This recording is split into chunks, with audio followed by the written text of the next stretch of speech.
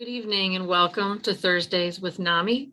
My name is Peg Morrison. I'll be your host tonight. I am the Assistant Director for NAMI North Carolina.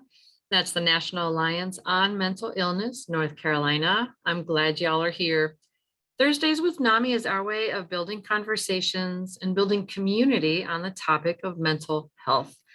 Tonight's guest is Erica Blumfield. The first time I heard her speak was at a storytelling event, and every word she spoke just came to life and resonated. She lived in New York City for a time. She was homeless. She lived with bipolar disorder. And eventually she found her way and became this engaging speaker. Her style includes humor and straight talk, and I'm so glad to have her here with us tonight. We'll be talking with Erica in just a moment. As usual, the first part of our show will be an interview with our guest. Partway through, we'll show a video of the week, and then we'll spend time answering questions from you, members of our virtual studio audience on Zoom and Facebook. Now, first, a word from our sponsors. Thursdays with NAMI is funded in part by the North Carolina Department of Health and Human Services, Division of Mental Health, Developmental Disabilities, and Substance Abuse Services, through the Federal Community Mental Health Block Grant Fund. We appreciate their guidance and their support so much. And welcome, Erica. We'll get right down to it now. Great, thank you so much. Yeah, I'm so glad you're here. And we always like to start out with sort of the backstory of our guests, what brought you here tonight. So tell us your story in a nutshell. In a nutshell, currently I'm a teacher and a storyteller, but what brought me here tonight was I've had a long journey with being able to manage my bipolar disorder and have had some fantastic experiences that has really helped keep me strong. And you did mention my personal philosophy, maybe. My personal philosophy, well, I cherish my friends, cherish your friends, and life is bound to throw punches, so keep up the good fight. That's right. Fight the good fight. I like it. So you studied at New York University. You graduated from there and pursued your dreams in New York City for a time. Tell us about that era of your life. Sure. I went to NYU and I attended the Gallatin School there, and it's called the Gallatin School of Individualized Study, and you design your own curriculum. So it was amazing. It was interdisciplinarian. So you would read philosophy and psychology and literature all around a theme like belief and skepticism. And I love books and I love learning. So it was very enriching. And I also worked at this amazing cafe called Cafe 107. It was in the East Village, and it was a quaint place, like the type of place you'd see off the beaten path in Florence. And it had it was amazing. It had a theater across the street called the Variety Arts Theater.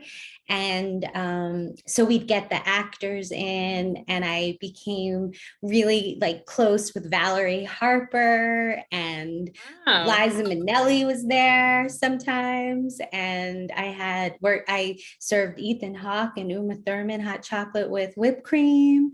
And then all the while I was attending school, and then after auditioning and writing and being in productions here and there and having my readings of my writing. And yeah, it was fantastic. I'm really grateful that I had that part of my life. Wow. Yeah, it sounds like you've met some really glamorous people. It's exciting. Yes. Huh. So then things took a turn and got a lot tougher, it sounds like. How did you become homeless? Well, I was living with my boyfriend at the time, and things had been going well. You know, I had gone to school, I was working full time, I was acting and writing.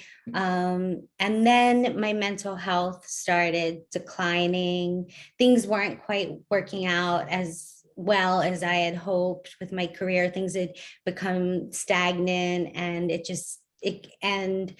My boyfriend was a musician, and we spent a lot of late nights out, which sleep is really important for keeping me stable. So, and we were drinking a lot of whiskey, and it was just, I started having like episodes where I would have a deep depression, but then it's go up on the upswing, and I'd have a mania, or it kept increasing. And so I lost my job. My boyfriend broke up with me because he didn't understand, he didn't understand what was going on. And I lost I ran out of money, and then I was evicted from my apartment, and I had nothing left. So I had to go back to my parents' house, which was a very volatile environment. They didn't have the tools Okay. to, yeah, they didn't have the tools to help really, because they didn't understand the illness, and it was very dramatic and too hard for them. And so then a friend invited me to come stay with her in Los Angeles. Like, she didn't fully know like how sick I was. And then I ended up there. And then I I was having episodes, so she took me to the hospital, and I was committed to UCLA. And then after that, there was nowhere for me to go. So I went to a halfway house for the homeless while we tried to find me somewhere longer term to live. And I didn't want to stay there. I was very scared. It was unlike anything I had ever experienced, but mostly any, what I imagined for my life. It was so, yeah. So it was like, whoa. But I was also in and out of reality. So sometimes, so yeah. And so then I lived there. I was lucky because I tried to leave a lot, and they would sit me down and explain like what Skid Row was like, and how fortunate I was to have a roof over my head. And they were right. They were right. Well, I'm so glad that they communicated with you in that way instead of saying, okay, there she goes. Yeah. That's, yeah. And you made a comment about expectations. You were afraid and didn't feel like your life was in line with what you had thought it would be. And of course, I live with depression, anxiety, and some things too. And I think that was the hardest thing, was that acceptance that, my life feels very off track. This was never the plan. And just letting go of those old expectations, because it's not really how life works, is it? It does Uh, not. Yes. yeah, the fun we have. Um, so then, so you moved to LA, and you found some good care there. And you did a lot of work in recovery. You've got some other wonderful online appearances. And one of them, I wrote down that you said recovery is about clearing the clutter, listening to the universe, and doing the work. So what did that look like for you? What it looked like for me was, and the mental clutter that was going on for me post after I got out of the recovery home that I went to, um, for homeless with mental illness. There was so much self-loathing and depression over it still. Like, I just, even though I knew I like was coming out of this, there was still a lot of fear, and that it was like I was forever going to be marked as, like a mentally ill person, and imagining like what that looked like. So but I kept going and I did what I needed to do. I like took acting classes and writing classes that through the community college here. And I started volunteering at an organization that for underserved neighborhoods to help tutor children after school, and they have all kinds of amazing workshops for the kids, writing creative workshops. And so that started helping me like even more find my self-esteem, feel reacclimated into normal society, because I had been so, in this recovery center for like almost 2.5 years. And so that was great. But now I was on the outside again. So I kept up with my medication routine. I was so lucky. I know it's really hard sometimes to find a psychiatrist that you click with, right? And it's hard, but I had a psychiatrist who was actually on my treating team at UCLA. And then just by really a miracle or the universe, he ended up being the psychiatrist at the recovery home. And so when he met me there, he was like, "You may not remember me, but I was on your treating team at UCLA, and I'm familiar Aw. with what happened." And he was just such a help to me over the years, because he also would provide therapy sessions for me and see me after I got out of the recovery home. And so I just focused on making sure I stayed on my meds, because I knew that was helping. And not necessarily, and then I wasn't pursuing writing or acting anymore. I kind of said, that's behind me. And then one of my close friends from when I was in my early 20s, I was like 23, 22. I met her at Actors Theater of Louisville. We were actresses down there together, and she moved back to LA. We knew each other in New York, because after that year in Louisville, I went back to New York. Like it was just, so she moved out here, and she was like, in the most loving way, she's like, "What do you mean you're not writing? What do you mean you're not acting?" And she just encouraged me so much. And she was like, you have to tell this story. She's like, "You have a story to tell that's gonna help people, and also help me, because I'm a creative person, and not doing that wasn't the best." I still wrote at home, but it was like I wasn't doing anything with it, and I didn't plan on it. I started doing like a neighborhood reading that's called Rorschach through this wonderful man, David Rockland. And I got started building a community with writers, but really it was the storytelling when I got involved with true personal storytelling and meeting the community out in LA, just wonderful, kind, generous, beautiful people who encouraged me and accepted my story and didn't make me feel stigmatized. There's always the exception to the rule, but I'm saying like this is were really wonderful. So the storytelling was, so that got me there. And then it was clearing the clutter, listening to the universe, and doing the work. So that was the work I did, and listening to the universe.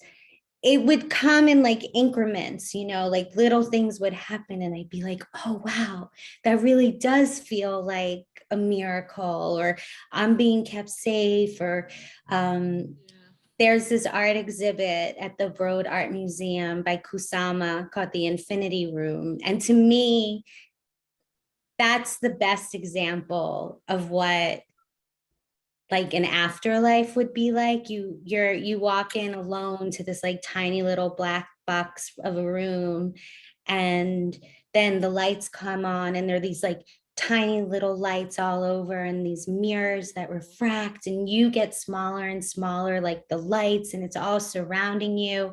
And it's called the infinity room. And it's, I was like in there, and I was just like, yes, everything is Wow. okay. Everything is okay. And that's what I tell myself when I panic. Everything's okay. There's the universe. There's an afterness of like collective energy, or that's what I believe. Mm.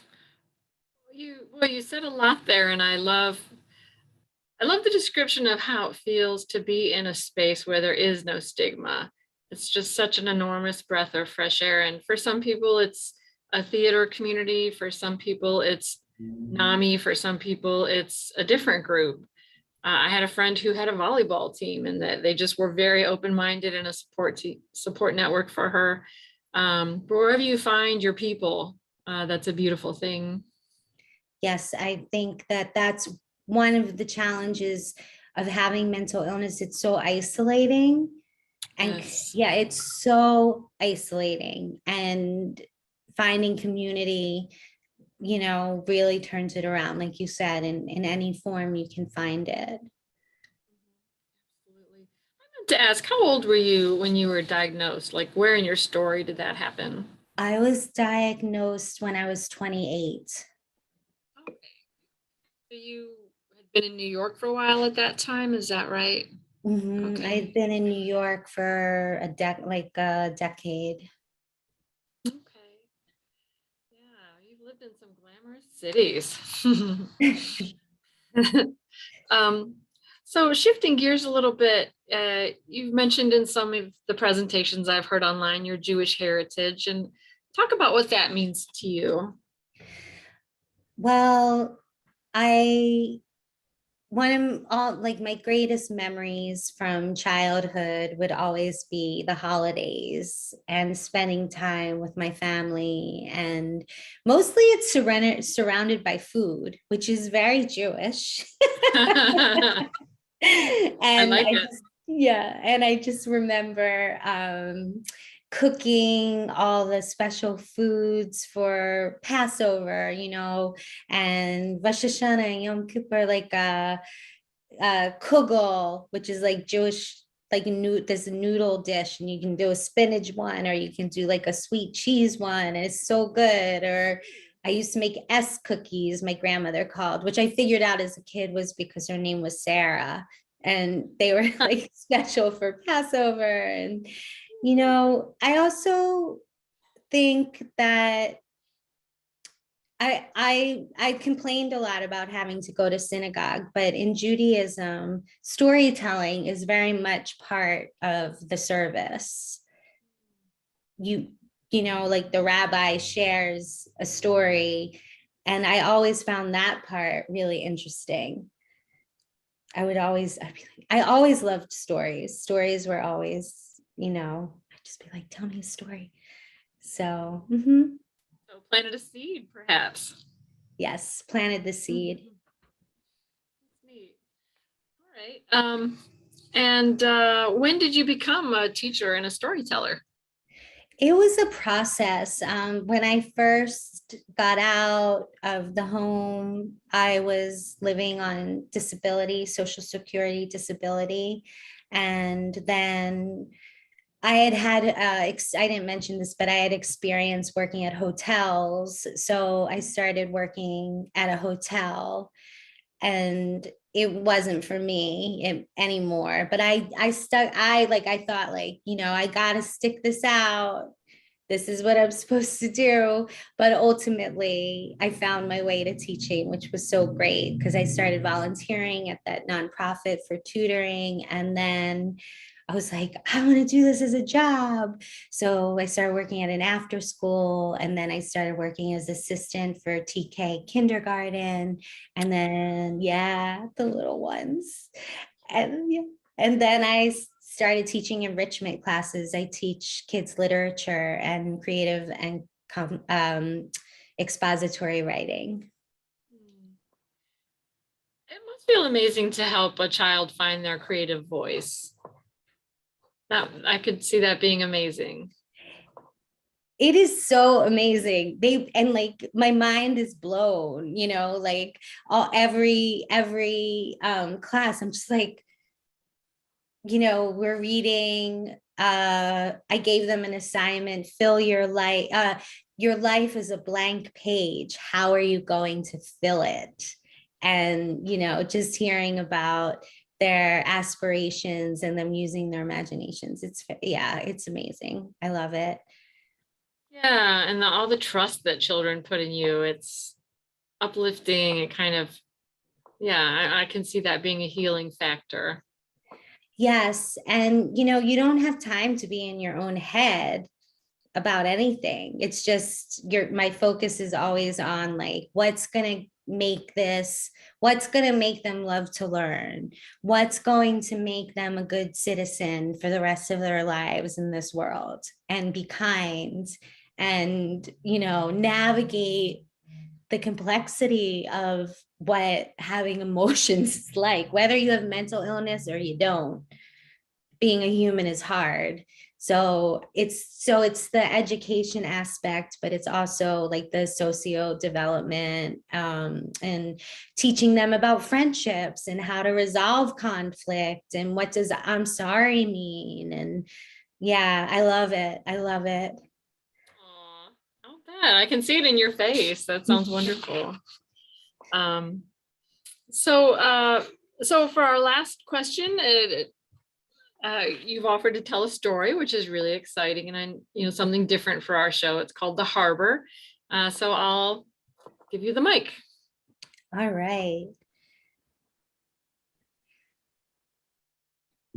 Okay. It was 1993 and I was 17 years old and all my dreams were coming true. I was accepted to NYU. I left my dysfunctional family behind me and I moved from Philadelphia to Manhattan, determined to become a Broadway star. I received a piece of advice from a veteran New Yorker. They said, in New York City, be like an exclamation point, not like a question mark. And I took this advice to heart and I moved forward with my New York journey with enthusiasm and without doubt. And it wasn't long before it started to pay off. I was cast in one of the most esteemed play festivals in the country. I shot a short film in Amsterdam. I was having meetings with casting directors and agents and managers, and I was on my way. But then, after a decade of pursuit, I found myself not moving forward in my career. The opportunities and my confidence were drying up. And my boyfriend at the time, who I loved with every ounce of my being, he was a musician and his career began to take off and he was on the road all the time. And I was happy for him, but he was my main emotional support because I was estranged from my family and I took it hard. And I started isolating from my friends. But then, just when all seemed lost, I was cast as the star of a reality television show. And the executive producers were Madonna and Oprah. My life was being filmed and broadcast 24 hours a day live. I was very dedicated to delivering compelling television. I stood on street corners preaching about defeating evil political agenda. I pushed a shopping cart filled with trash that I had collected all around the city. And with this trash, I was going to build a huge art installation called Hoot Hoot, Don't Pollute. And I remember, exhausted from the constant 24-hour-a-day filming of my life, I remember lying down in the middle of a heavily trafficked intersection, calling out to the director to cut Cue the extras. I couldn't take it anymore because, see, I wasn't on a reality show. I was in the middle of a bipolar episode, and the show was a figment of my psychosis. My boyfriend broke up with me. I lost my job. I ran out of money, and I was evicted from my apartment. A friend out in Los Angeles offered for me to come stay with her. She didn't understand the full extent of what was going on with my mental health. And so I flew out west knowing the red carpet would be waiting for me. But not long after my arrival, my friend found me having taken a fistful of tranquilizers and washed it down with a bottle of fine red wine. And she rushed me to the hospital where I was committed. And I spent 10 days there, my mood still bouncing high and low. A social worker found a recovery home for the homeless with mental illness for me to go. It was called the Harbor. At the Harbor, we had services. We had individualized therapy. We had group therapy. They took us on outings to the Hollywood Walk of Fame. And we had chores like cooking for the other residents. And I was really improving with these services. But let me tell you, it is extremely depressing finding out you're not famous. On this one particular night, it was my night to cook, and it was also shopping night. And Harriet, my favorite caretaker there, announced, "It's shopping time." And we all piled into the van. And I remember sinking low in my seat. I wasn't one of those people. I knew passerbys would all see us as a bunch of wackos. When we got to the market, I picked out the easiest things I could think of. And Harriet, my favorite caretaker, she encouraged me to try again, pick out something more special.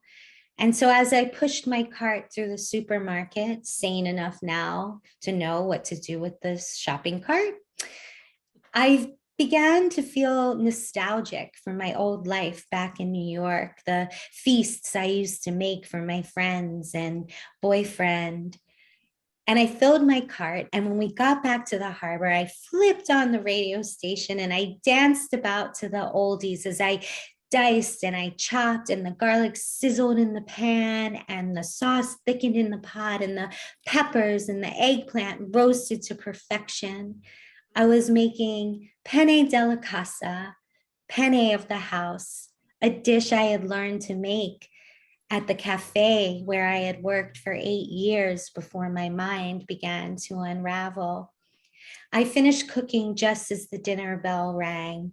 I laid the food out on the table for the residents, and we all took our seats. But without the activity of cooking, my mood sunk again. And I looked around at all these strangers, and I longed for my old life, for my friends who were having career success, getting married, having babies, while I was here stuck.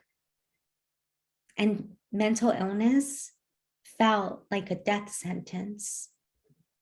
And then I heard someone clear their throat, and I looked up and I saw it was Gary.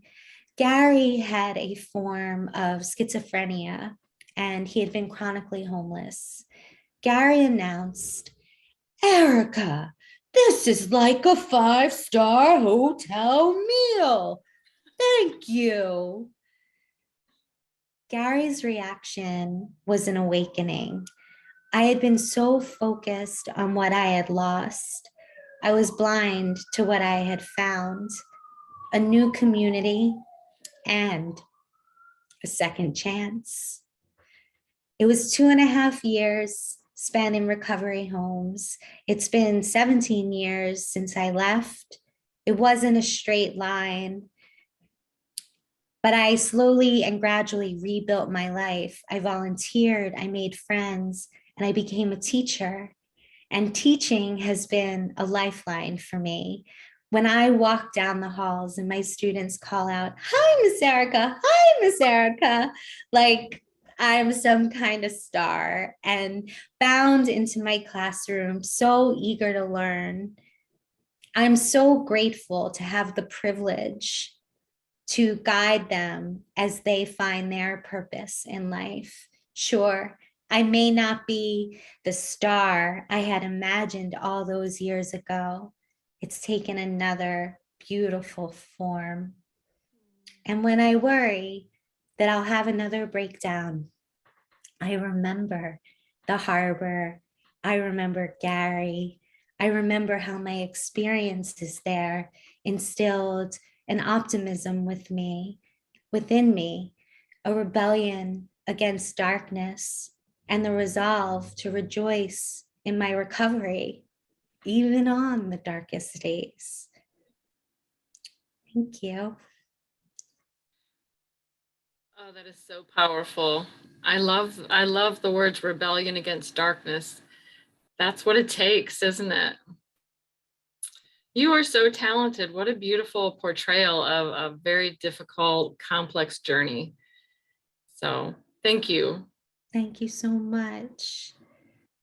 Yeah, that was wonderful and powerful. Ah, and Sean Wellington in the chat box. Boom. Thank you, Sean. Oh, that means a lot to me. John does great things for the mental health community.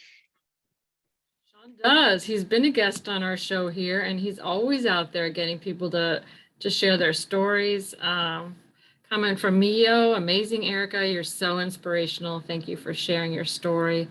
And a lot of similar comments. Powerful journey. You are a star to all of us and to the children you teach. So, yeah, that was wonderful. Again, thank you. Thank you. And yeah, so now we're going to pivot away from that, although I kind of hate to shift away from that. I kind of wanted it to go longer, but that was wonderful. So before we shift to our video of the week, though, I want to give a big shout out to the heroes working behind the scenes. We've got psychiatric nurse Gal Pruitt on the chat box and our wonderful intern Paulina Mendez on Facebook. And of course, our deepest thanks to Erica for sharing your talent and your time with us tonight. So now for our video of the week, we usually go with something kind of light, kind of fun. If I can get my cursor to jump to the right spot. Video of the week, this is our former mascot, Roxy the Beagle, and just kind of a fun moment here.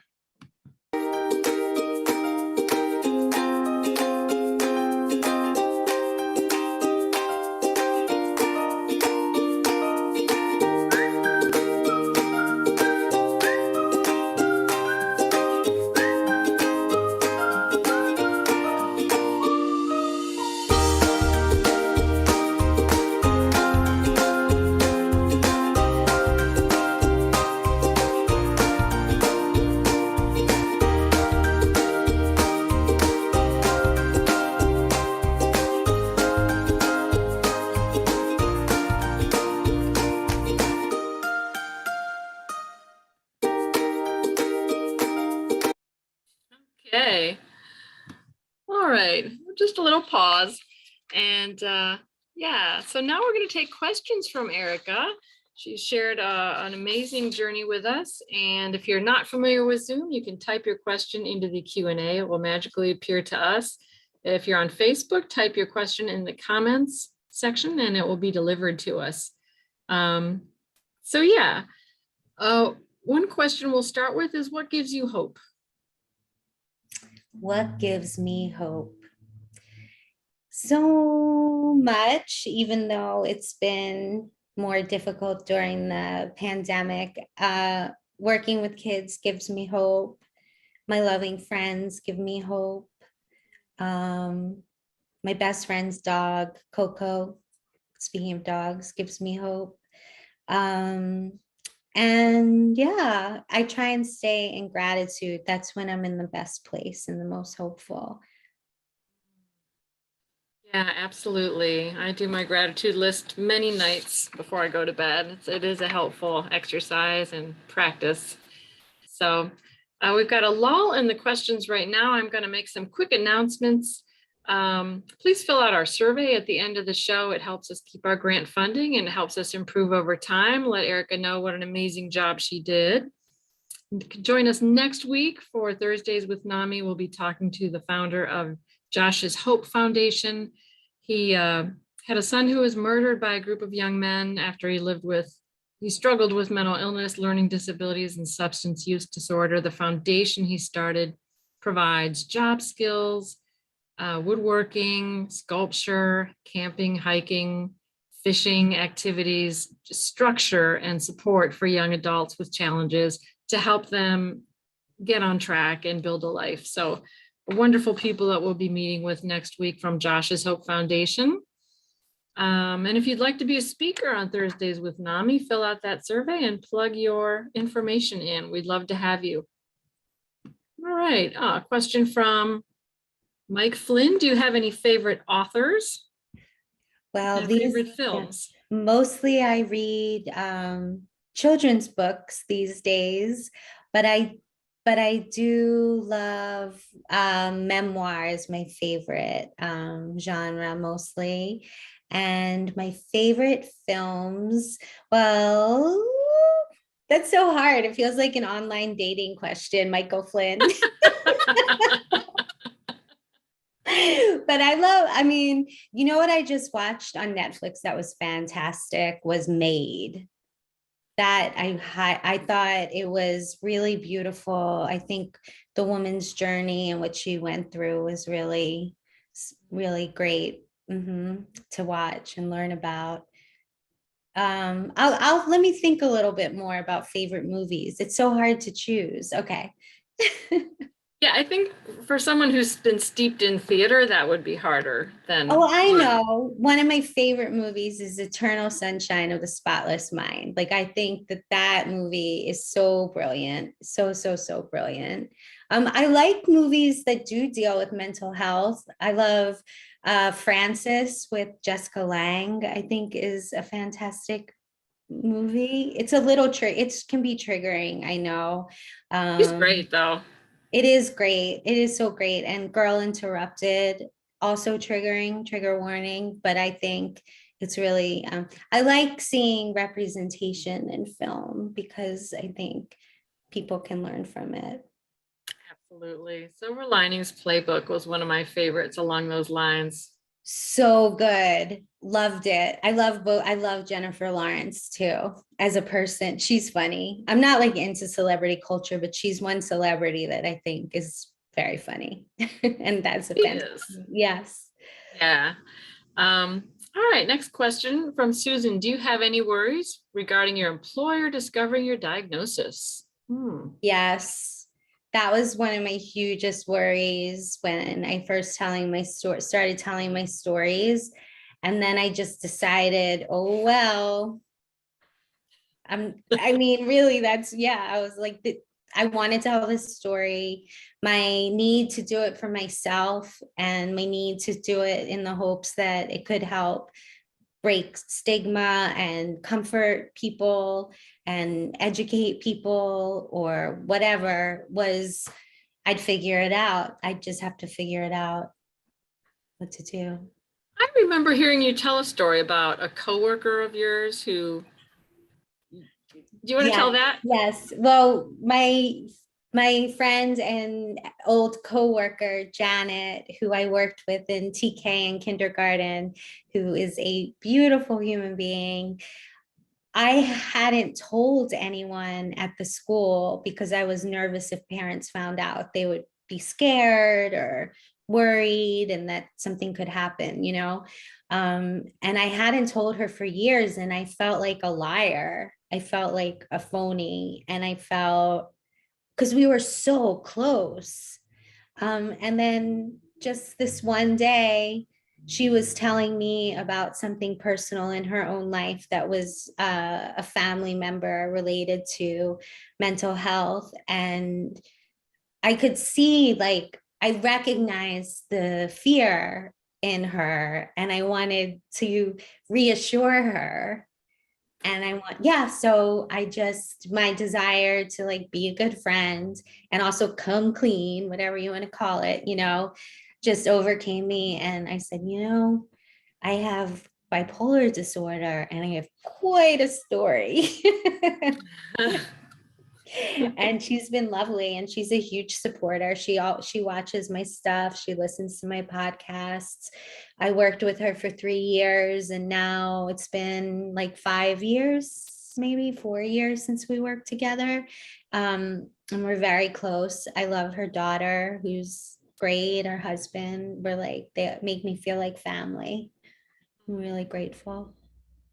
Yeah, well, that was a courageous step. It's always scary to go out on that limb, but then it gives people permission, it gives people hope, and it gives people permission to see what's really happening in their own life. So I'm so glad you did that. And that's why we have these conversations, is to demystify mental health challenges. Because beautiful people like yourself, we all struggle. So from Gail, what is the most important thing you would like people with bipolar disorder to know? I'm gonna get emotional. I'm gonna get emotional. That's okay. Don't give up. It's so hard not to. And remember, like, in the darkness of it, that there, like, you can get better. You can, it's not always going to be like that. It's hard to feel that way when in the darkness. It sure can be. It sure can be. It's just hard to remember when you felt good. It's hard to believe it's possible to happen again.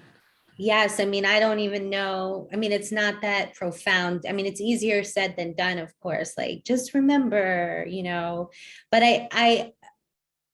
what I do is I remind myself sometimes, or often, depending, that when I'm having a good moment, like, oh my God, what if my friend hadn't come home when she came home and the pills and the wine did, overcome me? Or what if other times where I felt so lost in the dark, then I wouldn't be having this moment where I see my niece growing up. I wouldn't be having this moment, in the moments of light, trying to remind myself that, like, I'm glad that I'm still here. Mm-hmm. Well, I'm sure glad as well. We all are. All right. And what do you see as your future goal from April? Well, I'm working on a memoir, and I'm also at the same time developing a TV show based on my experience. And I'm rewriting the pilot. I wrote a full pilot and then it didn't quite match my vision. So, but now I'm going back and rewriting it. And my goal is also, I had to go to the mental hospital, and my goal is to stay out of there. Sorry, I shouldn't laugh at that, but this is what I can say about mental hospitals, that if you really have to go, like if it's time, and that's where it's important to go, because if to keep you safe. So I don't want anyone to feel like it's just a goal is to not have an episode again. But if I do, I'll handle it. Yeah, that makes perfect sense to me. Just like if I had a heart condition or something, I don't want to go back, but I will if necessary. I just had this image of you having your show based on your memoir, and Madonna and Oprah are involved. That would be so fabulous. That would be like, I couldn't even believe it. Yes, two idols of mine, two amazingly strong women who've accomplished so much. I want them to make cameos. That's my vote. I'm sure that, Mhm. yeah. Definitely Oprah. I love Madonna, but she's an interesting character these days, but I still love her. I can't help it. I do too. Hey, she lives her truth. So what else can you ask of anybody? And she's such an ally for LGBTQ community, and she does a lot of good still in the world. So yeah, holiday, celebrate. Yeah. Express yourself. That was always my favorite to dance to back in the day. Oh no, That's that right. was Vogue. But yeah, Vogue to express yourself was a good one too. Come on, girls. You can do this. That's right. Did you ever have a different diagnosis or was it always bipolar? um, yeah, it was, I think it was always bipolar. Yeah. Mhm. There was a point in my life where a doctor convinced me I had ADHD, but that's a whole nother long story. Yeah. So common with that you get several diagnoses or try however many medications and then finally you kind of get the right blend, the right labels and the right blend and find your rhythm again. So that Hmm. takes time. It does. Um, and Slightly personal question. Did you ever reconcile with your family? Of course, you always have the option of passing. Yeah. Um, I have a cousin, Nina, who actually is a lifesaver. She is my lifesaver. She's the one who bought my ticket to LA to help me get away from. She knew I was going to my friend's house. She didn't know the next part was going to happen. She sent me to a safe place, but she like she split the airfare on like 3 credit cards so she could help me get out there, and we're super close. And then I have another cousin, Beth, that I'm close with, who I love. And then my sister and I talk, and I love my mom a lot. And my dad's just super complicated. So I actually don't talk to my parents. I started texting a little with my mom again, which maybe something can happen. It's a package deal though. My father's very complicated, but I love my mom. Yeah. Well, it sounds like you have support and like a lot of us, we have our family of origin and then we have our family of choice and we sort of weave together what we need to recover. That's absolutely right. Because even if you don't have family, there's building friendships. That's, also why you know, I'm so grateful for all my friends, because it's great to have that support and just feel like safe. And if you're having a bad day, you can tell someone and they're going to understand, and be there for you. So mhm. Right. That's right. So next question, how can I be happy with where I am now? A few years ago, I was in a better place. Physically, I was wealthier. I had a better future ahead of me. Mhm. Today is today. Looking back only drags you down, and for me it's mostly just staying grateful. So whatever, that's really the key. Like I wake up days and I think, oh, I lost everything, and why am I, this is where my life ended up. Why me? But I think harnessing like that like inner voice that just says, I am not going to let this control me. I talk back to it. I'm like, no, this is what I'm grateful for, this other thing I'm grateful for. And the pandemic has been a struggle for me. I gained a lot of weight over the pandemic, and it caused, and I've had, more anxiety. I'm already prone to anxiety. So, it's hard. I wish I had the perfect answer. I guess it's just also think about like what's the most important thing, at the end of the day. Like a lot of people, I live in LA, so money is like a thing, right? You know, and status. But I'm going to live my best life on my terms, and I'm going to make those terms and not feel less than because society is telling me I haven't made enough money or I have a disease, or I'm just not going to let it. Goodbye. I want to feel good. I want to have the best life I can have. And I'm just going to do my best to talk back to all of that. I love that answer. I had a friend who was a therapist, and he asked me how I was doing once. And I said, oh, life is just pushing my buttons. And he said, Peg, push back. And that's kind of what I'm hearing you say. And I think you're right. You can have an elegant, beautiful, creative life on different budgets in different places. Um, and yeah, I really like your answer. Thank you. Thank you. Okay, what are your self-care go-tos during the pandemic? Speaking of the Well, pandemic.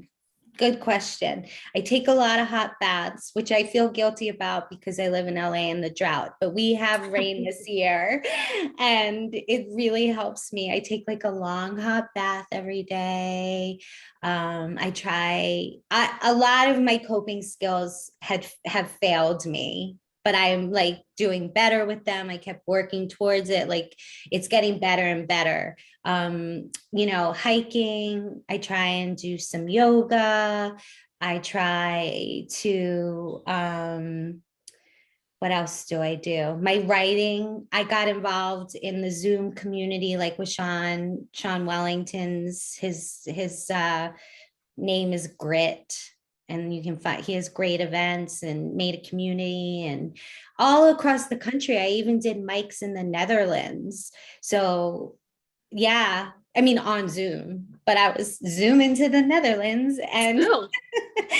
so I just try to stay as busy as possible, like packing my life with the things that I love, which is writing, walking, spending time with my friends outside. Um, yeah. I love that fresh air. Um, so yeah, that was a good question. Thank you, Paulina, for that question. From Debbie Flynn, words of thanks. You just put into words what I could not say for the past 6 years. I'm not sure what you were saying when she typed that, but it was 7:38 p.m. So we'll have to backtrack and replay the film and get to the bottom of that. Or I can ask her because she's my sister-in-law and an awesome friend.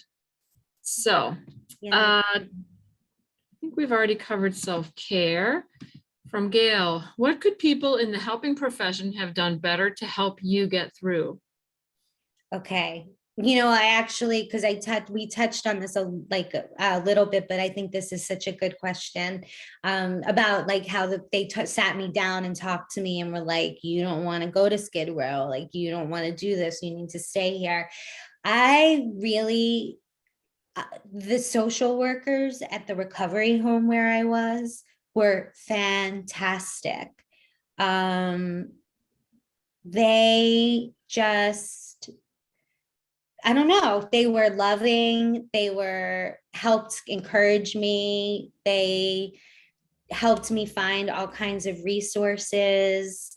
I was really lucky that way. I did have a bump in the road with another social worker person that caused some issues for me, but I managed it. I took care of it. It was kind of out of the blue. It messed up the plan a bit, but that's okay because now I see it didn't mess up the plan. That was exactly the plan.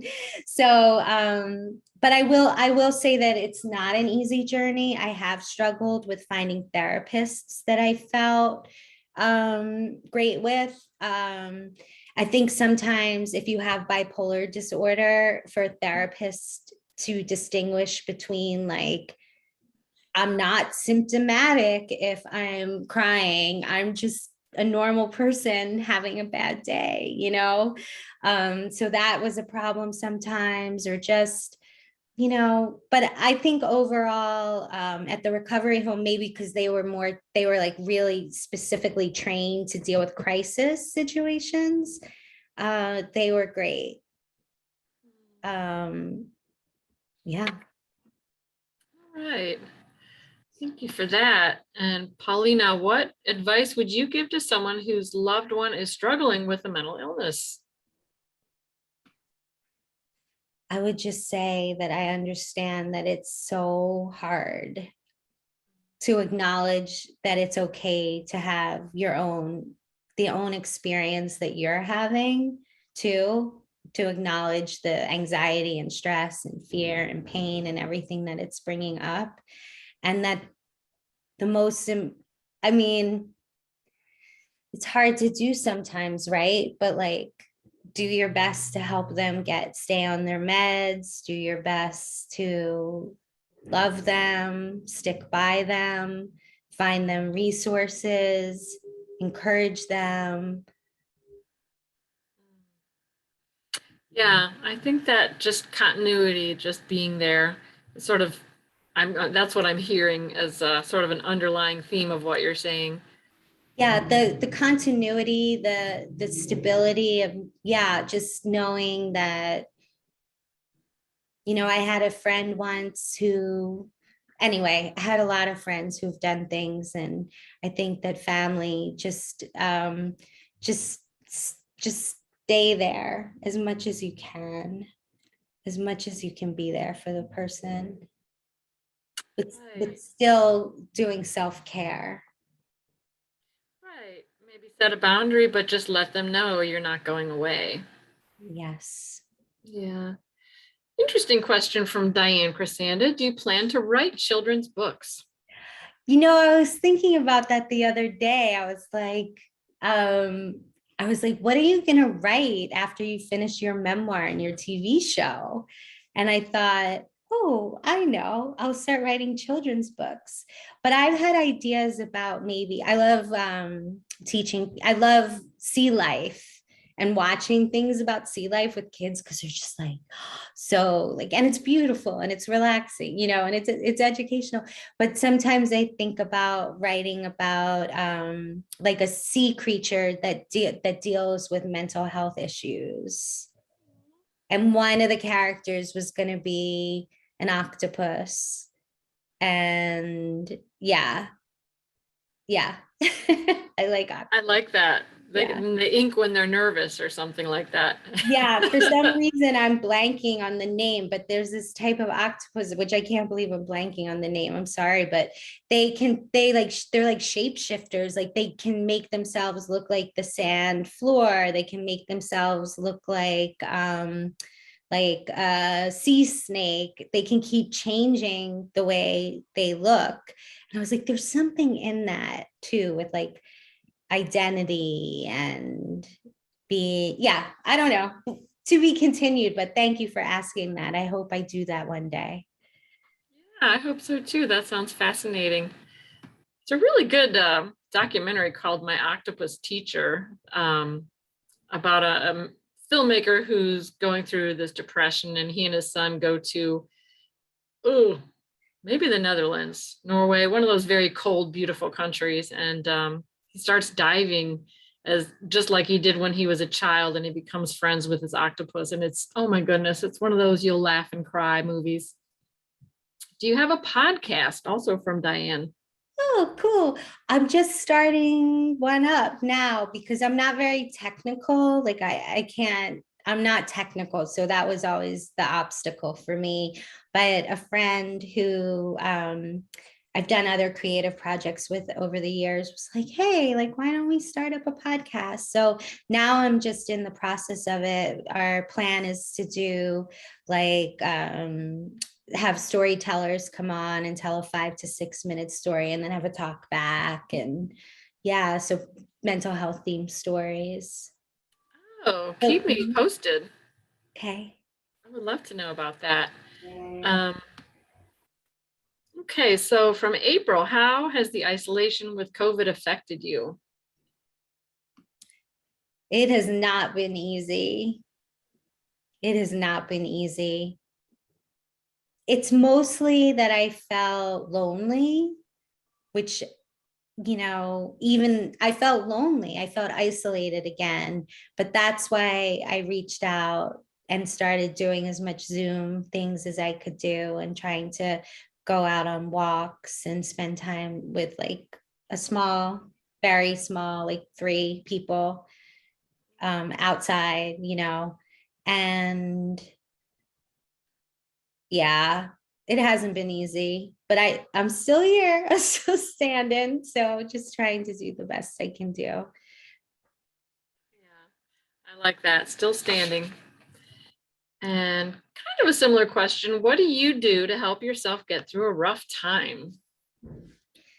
Um, Pretty much like I'm a big reacher outer to people because I learned that that really helps me. So I try, if I'm having like a really, really bad day, I mean, not everyone can talk, it's they're at work, but, fortunately I have built a lot of community through storytelling. And so I feel like, and what I also know is that if you're having the most horrible day and like everyone you're really close with is busy or can't talk to you, just keep reaching out to people and like say, I feel like don't feel good today.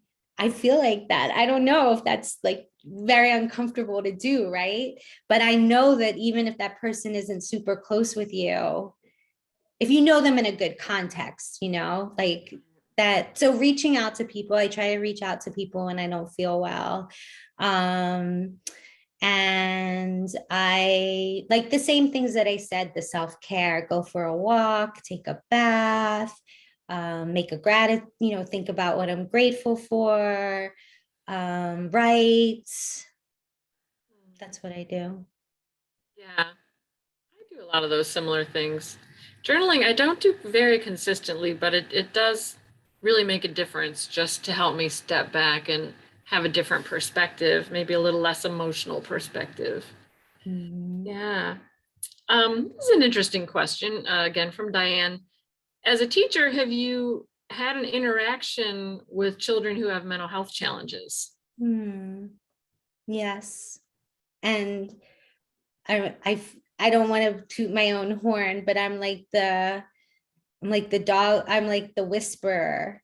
I bet. I'm like yeah, there is definitely a connection. And I think the kid can sense that I somehow get it. And I'm very patient. I'm very, very patient in general with children, but especially with children with special needs and challenges. And I think I understand like a lot of my mental health is like when I get activated. Like I get activated because there's so much going on, noises, talking, my own thoughts, stress, anxiety, pressure. And that's all day for a kid at school. So it's just a matter of learning how to like take a minute, let's talk about it. Let's go outside and take a walk and find a pine cone. Aw, I love that. I'm going to write that down as my go-to thing. Take a walk and find a pine cone. I love that. I'll bet you're having a really profound impact on some of those kids because it's hard to find that adult who understands and is patient. And even if there's only one in your life, that's very powerful. So I'm so glad you're making that difference. Thank you. Thank you. Okay. Where do you see yourself traveling to? Ooh, I love that question. Well, I'm a bit of a scaredy cat, like with heights. Like I can do hikes in LA, but I have to be careful too. So like I would love to go places where you could like climb up mountains and get to like beautiful places, but I'm kind of a city girl. So I would love to go to Spain. I've never been to Spain. And I do want to go. I want to go everywhere. I want to go to Japan. Like Japan's on the top of my list. And I have my friend Mio is from Japan. And, she's told me beautiful things about it. And Where else do I want to go? Spain, Japan. I'd love to go to Italy. I'd love to go to Chile. I'd love to go. I can't really, yeah, anywhere you can imagine where I don't have to. I don't think I could ride up like mountains where you have to be on like a bus. That's the only thing I have to. How about a That cable car? no, I don't want to do cable cars either. But I'm conquering it. It's a little, I still, yeah, I have a little bit of a fear of heights. So yeah. There are a lot of other cool places a lot of beaches and beautiful cities. So Oh yeah. Beaches. Oh, Hawaii, Turks and Caicos. Yeah, let's go. Let's all book a trip. I'm in. Do you have a favorite pastime? I mean, my really writing. That's what I do all day long. Writing is my favorite pastime. Creative. And last movie that we have right now, our last question right now. Have you seen the movie Homeless to Harvard? No, I want to see it. It's a good movie. It's a Lifetime movie about a young woman who's homeless in high school. Towards the end of her high school years, her parents have mental illness, and she just takes care of herself. She washes up in bathrooms and she rides the subway a lot, and ends up getting a scholarship to Harvard with an essay that talked about her experience being homeless in high school. Wow. Um, yeah, that is a really good movie. Thank you, Diane, for that question. Um, so again, I'm going to do some quick reminders, announcements. If you have another question, you still have time to type it in if you act quickly. Please join us next year or next week, not next year. We'll be talking with the founder of Josh's Hope Foundation, Stephen Bailey, and his program director, Trip Jarvis, both wonderful people who are doing some amazing things for young adults in North Carolina. Please fill out our survey when you leave the Zoom session. Survey will magically appear, just a few quick questions, and that'll help us improve over time and help us keep our grant funding. Also, if you'd like to be a speaker, join us here on Thursdays with NAMI and tell your story. You can type that into the survey, kind of two birds, one stone, and we'll reach out to you and set something up. So yeah, do you have any closing thoughts to share with us, Erica? I'm just so happy to everyone, happy for everyone that listened. And I'm grateful to you, Peg. This has been fantastic. And I just, I'm on Facebook and Instagram, and, people reach out. Let's be friends. Let's do it. Yeah. All right. Oh, I like that. Okay, let's commit to that. And I want to thank everyone for being with us tonight. Thank you again so much to Erica Blumfield for sharing your story and your talent with us. It was a really special conversation. Remember out there, if you're struggling, you are not alone. You're not alone. Even if it feels that way, please call our helpline, join a support group, let us know what's going on. We understand here at NAMI. Thank you for being part of our conversation on mental health and recovery, and have a great night. All right. Thank you. Bye, everyone. Thank you, Erica.